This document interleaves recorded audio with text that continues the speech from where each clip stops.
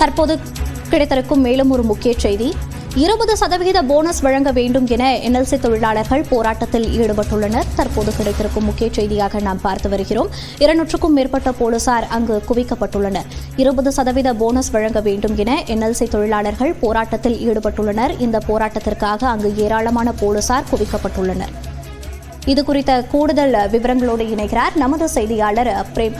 Frame, வணக்கம். அங்கு தொழிலாளர்கள் முன்வைக்கக்கூடிய கோரிக்கைகள் என்னவாக இருக்கிறது? விவரங்களை பதிவு பண்ணலாம்.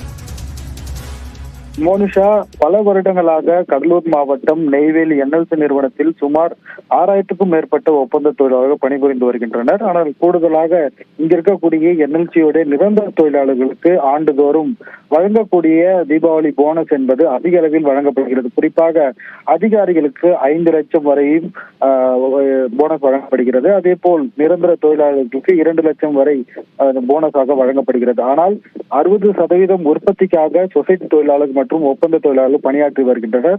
அவர்களுக்கு கடந்த காலம் 8.33% மட்டுமே போனஸ் என்பது வழங்கப்பட்டு வருகிறது. கடந்த காலங்களில் தொடர்ச்சியாக இந்த 20% போனஸ் வழங்க வேண்டும் என உள்ளிட்ட பல்வேறு கோரிக்கைகளை வலியுறுத்தி தொழிலாளர்கள் போராட்டத்தில் ஈடுபட்டனர். ஆனால் இதுவரை என்எல்சி நிர்வாகம் நடவடிக்கை மேற்கொள்ளவில்லை. இந்த அடுத்த மாதம் தீபாவளி பண்டிகை நெருங்கும் நிலையில் இந்த ஆண்டாவது 20% போனஸ் என்பது என்எல்சியுடைய ஒப்பந்த தொழிலாளர்களுக்கு வழங்க வேண்டும் என்பதை வலியுறுத்தி தற்போது ஒப்பந்த தொழிலாளர்கள் 500க்கும் மேற்பட்டோர் தற்போது சுரங்க நிர்வாக அலுவலகத்தை நோக்கி பேரணியாக முற்றுகையிட்டு போராட்டத்தில் ஈடுபட உள்ளனர். அதன் தொடர்ச்சியாக நெய்வேலியில் உள்ள கியூ பாலம் அருகே சுமார் 500க்கும் மேற்பட்ட தொழிலாளர்கள் ஒன்று திரண்டிருக்கிறார்கள். 200க்கும் மேற்பட்ட போலீசார் குவிக்கப்பட்டிருக்கிறார்கள்.